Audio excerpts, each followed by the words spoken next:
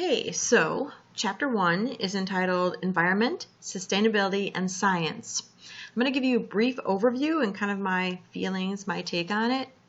In the beginning, it talks about Easter Island, and if you're a history buff and like that kind of thing, look into it. It's pretty interesting. So the whole big idea there is that this island had a population of people who misused their resources, right? They weren't thinking sustainability. They weren't thinking, oh, how much are we going to have for the future? And they used up their resources, and there is even evidence that after using their resources fairly rapidly, that there's some sign of warfare, right? Because that would naturally come if you are battling over resources. So I'm going to provide a video for you, some cool things, just little things if you want to watch the video. And but the whole idea there is that we need to think about Earth as an island, or some people talk about Earth being like a lifeboat, right? So that idea that everything that we need, everything that we use, everything that has come from anything has all come from Earth, right? It's not like we run out of good forest and we go up to Mars, right, to get wood. It doesn't work that way, right? So when we take resources from the earth and we end up landfilling them and locking them away, well, we're not going to have them, right? So that's kind of what the Easter Island lesson is. And then we get into a little bit of hope, right? Well, it talks about Garrett Hardin, and he talked about the tragedy of the commons, and there'll be a video about that too, so I won't go into that. It's kind of a downer, right? But then we have this woman come along recently, right? Eleanor Ostrom, and she gives us some hope in that whole idea that, you know what, yeah, we can do this. We can use what we need for today, and at the same time, think about what they're going to need in the future. Right? And there's an Iroquois saying, and I don't know the language. I'm sure it's very eloquent and awesome in the Native American language of Iroquois. But the idea is seventh generation. Think about your actions today and how they impact 7 generations from now. And in fact, there is, look it up. Google, there is a company called Seventh Generation that makes green products, right? Cleaning products and such. So that's kind of how our chapter starts out. Then it gets into some terms like environment and environmental science and ecology, etc. And the whole idea there is, what is environment, right? And I want you to start thinking about environment is we are part of the environment, right? We're a creature in the environment. It's not something that's like over there, oh, let's take care of the environment. No, let's take care of us. That means we take care of the environment because we're taking care of us. So if someone comes along and is like, why do you care about the environment so much? That's stupid. You should care about people. I've heard that before, by the way. You say to them, I do care about people. That's why I care about the environment, because I want a healthy environment for you, for me, for my family, etc. Anyway, so environmental science, really, that's the term we should be using, not environmental biology, because environmental science brings in more than just that ology. It's a combination of disciplines. So we have chemistry. Think about like an oil spill in the ocean. Think about chemistry, right? How does oil and water mix? Think about botany. How does it impact the plants? Zoology. What about the animals, right? There's population ecology within that. How does it affect these, impact these populations of shrimp or these populations of fish in the area? Politics is a big part of environmental issues, right? Who's going to clean up the mess? Is it the company's responsibility? Who are they going to blame? How can we, right? Do the taxpayers have to pay for it? You have marketing, right? So if there's a big oil spill or some kind of environmental spill, what's the marketing? I remember after that big BP oil spill, you guys might not remember, it depends on your age.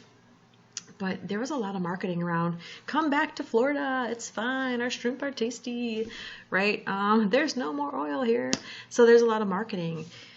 And economics. Think about the hotels and the maids who work at the hotels and the cooks who work in the restaurants and the hotels. All that, or if you have land down there and if an environmental spill happens where you own land, how does that impact the income you can make if you want to sell your land, right?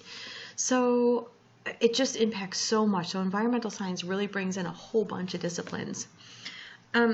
And then it gets into this idea of the triple bottom line. And I love this, right? Because a lot of people will say, what about the economy? You can't help the environment if you care about the economy, whatever. But there's this triple bottom line that we can make money. We all want to make money. I want to make money. I like doing things. We want to make money. But we need to protect society and we need to protect the environment, which of course is protecting society as well. But that triple bottom line, how do we have a business that can be sustainable economically and help sustain what we have as far as our societal structures, or improve our societal structures, which that needs to be done, and address the environmental impacts that business will have. So it gets into that. It gives you an example of a company that is doing that triple bottom line, and there's other ones out there. So look into what companies are really trying to do good for society and the environment and make money. Chipotle, Ben & Jerry's to some extent. So there are some out there that you would be familiar with but might not know that they really care about the environment. And then ecosystems. So this whole idea of ecosystems, it's the idea of like, what is an ecosystem, right? And you can think about an ecosystem as all the biotic and abiotic things that are in that system. So the living and non-living. So biotic meaning living, abiotic, so a means not, so not living. All of those intertwined, and how they grow and how that whole system is navigated by every organism in that how they depend on one another, that interdependence. So those ecosystem, my cat's playing with something in the background, so now I'm distracted. But that idea that an ecosystem can be as small as a log. What's going on in this log? All these termites or shelf fungus that's on the log. That's all one ecosystem working together. Or that log within a bigger ecosystem, right? Like a forest ecosystem. So it's just kind of like where we zone in on, right? Kind of where we use our magnifying glass and how closely we go in to look at different systems. So that's the idea of ecosystems. And then what comes into the ecosystem and what goes out, and what energy is transferred around the ecosystem, right? And there's a picture in your book, like the sunlight comes in, and of course the plants are autotrophs, so they're self-feeders. They take in that sunlight and they create their own food, right? They create glucose for themselves. They're not creating sugar for us. We just like it. So they create that so they can sustain their own system, and then we happen to be able to eat plants, or animals eat plants and we eat the animals. And that's how energy gets transferred from one thing to another. And then eventually that energy, every time it transfers, it actually loses its oomph and leaves the system as heat. So there's something called entropy that you might want to look into. Dun, dun. I think this is really interesting. That whole idea that the ecosystem provides us services. So why aren't we really being careful with our ecosystem? In here it talks about provisioning services. So supplying us with food, water. Like, okay, you go to the store to get your water or your food maybe, but where did it come from? Ecosystem. So yeah, it provides us that service. Regulating services, so homeostasis, and that's that idea of keeping systems balanced. So the climate, right? We depend on a certain climate. If we go to Arizona, we know it's going to be dry heat. And if we come to Chicago, we know we're going to be living in winter for like 9 or 10 months. But we know we can depend on this system that's been happening for so long, and that's why we get a little wary and leery of the idea of climate change, right? These are systems that if they're altered, a lot of things will be altered, not just temperature. But regulating services is part of what the ecosystem does for us. Cultural services, so that idea of like nature provides us with that spiritual connection, and art, right? So many paintings and pictures and photographs of things in the ecosystem, in the environment, songs, right? Or band groups like Counting Crows and Smashing Pumpkins and the Beatles, right? Think about it. We've been inspired by nature. So where would we be without the Beatles?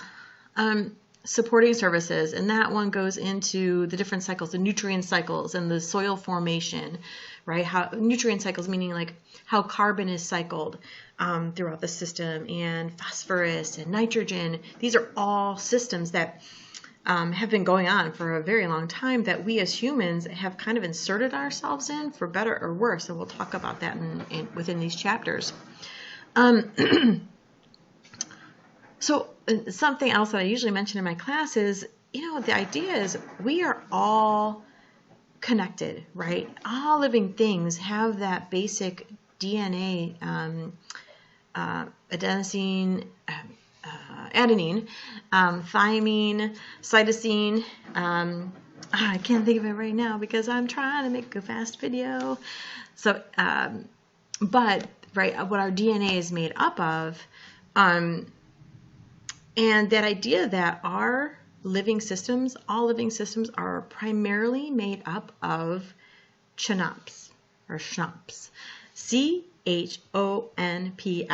So that's carbon, hydrogen, oxygen, nitrogen, sulfur, and phosphorus, right? So all systems are made up of pretty much those elements. Now we have other elements in us, right? Like they'll say like you need some calcium, right? We know we need calcium, things like that. But those 6 things are pretty much make up most of us, right? Most of our body, most of living things' bodies. And we have that in common with all living things. So it's pretty amazing. And then it gets into the principles of ecosystem function, the conservation of matter and energy. So the idea that like things don't just go away, right? If you burn coal, if you burn oil, if you burn wood, it doesn't just go away, right? Matter can't be created or destroyed. It's just changed in form. Same as energy, right? Energy can't be created or destroyed. It's just changed in form. So if we think we're able to just like throw away garbage and it's gone, it's not, right? Or like I said, burning wood. What do you have left when you burn wood? You have ash, that's a solid, and you have gas, right? And both of them can be a problem when you have these leftover parts of when we burn or destroy things. So we really have to think about where are these things going to go, right? What's the end life of these things? We create things, what's its life cycle? So it gets into that a little bit. Some interesting pictures of some water lakes like going down in water. Bathtub rings, they're called, when you can see like how far down that water has gone away from mostly human usage. The idea that ecosystems are open, so these aren't just closed in vacuum systems. Every ecosystem blends into another, so there's always that impact as well, and they impact one another. Dynamic homeostasis. So that whole idea that like, I want to explain the negative feedback and positive feedback. So negative sounds like it's going to be bad, right? It's not necessarily, right? Negative feedback would be like you get a fever and then your body tries to fight that by cooling down. It's that idea that one one system kind of piece of the system promotes the next part of that system. I'm trying to think of a better example for you, and I'll think about that in just a second. Yeah, it says in here when your body responds to temperature. So like if I get hot, I'll sweat, and so that helps me cool down. If I get cold, I'll shiver, and that helps me warm up. Those are negative feedback systems. And then positive feedback systems, that's like one directional, right? It's like you have the ocean, let's say, covered in ice in the polar regions, and the ice is lighter than the color of the water. So the ice reflects that sunlight, so it doesn't absorb that heat as much as the darker water. Well, if you have a system where, climate change, where the water is actually warming, now that ice is going to melt a little bit more, and more dark water is going to be exposed compared to the light ice. So then now less light's being reflected back, and more sunlight, more heat is being absorbed into that water, which makes the water warmer, which melts more ice, etc. It keeps going on and on. So those are your feedback systems. Ecosystem change. Let's see. Oh, that whole idea is that the ecosystem is constantly changing, right? There's always something coming in and out of ecosystems, and things evolve, or big disturbances happen, fires or hurricanes. There's, or there's just the smaller disturbances as well, or changes, and we'll talk about that as we go on. Acting sustainably. So the most important word in this whole semester is sustainability. And so that gets into that in this chapter 1.4, and managing resources. And of course, this whole semester is going to be about managing resources and learning a lot about that. But it's the idea of, can we do it, right? Can we understand that some things are non-renewable?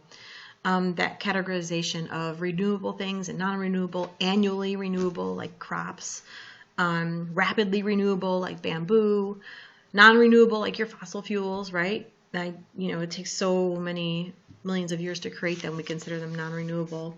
And then renewable things like we can grow trees again, etc. I'll get into that a little bit. Oh gosh, what else do I want to get in here about embracing change? And something that we probably should just mention in the beginning is we really don't want to think about this as denying ourselves, right? People don't like, especially in the United States, do not like to be denied. We can see that kind of right now happening in the news. We want our rights.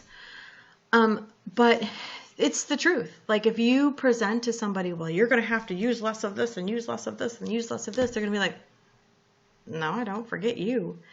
But if you can present it as, we don't have to deny ourselves, we just have to change how we acquire things, right? Adjust things. Maybe adjust the things that are a little easier for you, and keep the things that maybe challenge you a little bit more. But if you balance things out, it'll be okay. I hear my cat coming up behind me somewhere. So it gets into that a little bit, right? That whole idea of, if we copy nature, if we look at nature, we look at plants and how they photosynthesize, and we try to design photovoltaic cells after what plants do. I mean, we can learn a lot from nature, right? How energy is used and produced. Okay, so this last part, how many minutes am I up to? This is my short video.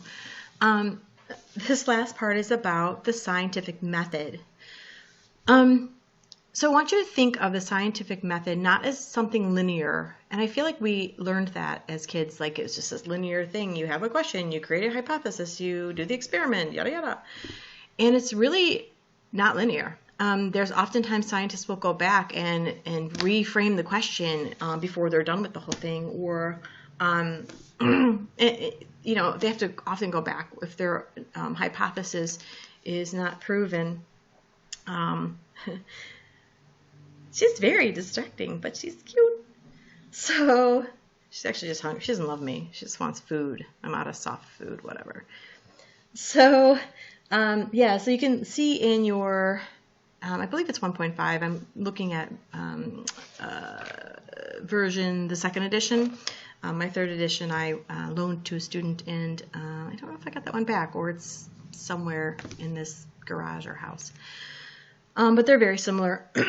So I want you to know, though, that true good science, right? Objective scientists are not about proving if something's right, right? And actually, when I was, because I've done the science thing, it's kind of about, you think of it as trying to almost disprove yourself, right? So you can remain objective. But of course, there's been scientists hired by companies that sometimes you're suspect of, like back in the cigarette tobacco days when scientists knew that these cigarettes could cause cancer and they didn't tell anybody. The company kept that as a secret. So that's going on, right? Those aren't, in my opinion, ethical, good scientists. Because science is really supposed to be, here we have questions, we want to answer questions. The hypothesis is actually the answer to the question. Might not be the right one, but you think it's the answer. That's what a hypothesis is. So you're really digging into that and trying to find the answers, not trying to find how to use the answers, right? So you have scientists that maybe experiment and test and come up with the science behind an atomic bomb, but it's not the scientists who decide how to use it, right? So if a scientist comes up with something like, hey, here's all our knowledge on climate change, okay, politicians, okay, general public, here's the information, do with it what you want, right? The role of science isn't to tell us what to do, it's just to tell us, these are the facts, do with them what you want. We hear our suggestions, right? We see that with COVID, that they're giving suggestions about what should be done based on the science. So it gets into that scientific method, and we have to start thinking like scientists, right? We can't be out there just being like, vaccinations are bad, vaccinations are good. You know what? You do some research, look at what the scientists are saying, and and then there's some studies like some bad studies out there that have been taken back, like the study that came out about autism and the vaccination that supposedly caused autism, and it doesn't. That is more of a correlation than a causation. And we can talk about that if you want to. I love talking about all this stuff. But that's that situation. And that one study that was a bad study, that was taken up by a TV star. Well, Jenny McCarthy. I know her sister. We went to high school together, so I hate to disparage Jenny when I know her sister Lynette. But but that's what happens when people are afraid and they think they found some knowledge, but it was a bad study. And anyway, so we have this whole anti-vaxxer movement. And that's another piece of what I want to say. Is that all I want to say? Are we almost done here? I can't turn my page now because my cat's on my book. But that idea that we have to think about other sides to an issue, right? We can't go in being like, we're right. Because you know what? Sometimes we are. But guess what? There's always room to learn more. And if you learn what other people are thinking, you can also argue your point better, right? So there's the idea that, sure, you have people reacting out of fear sometimes, but to say you're wrong is not going to make them change their mind, right? Just be on Facebook, you know that.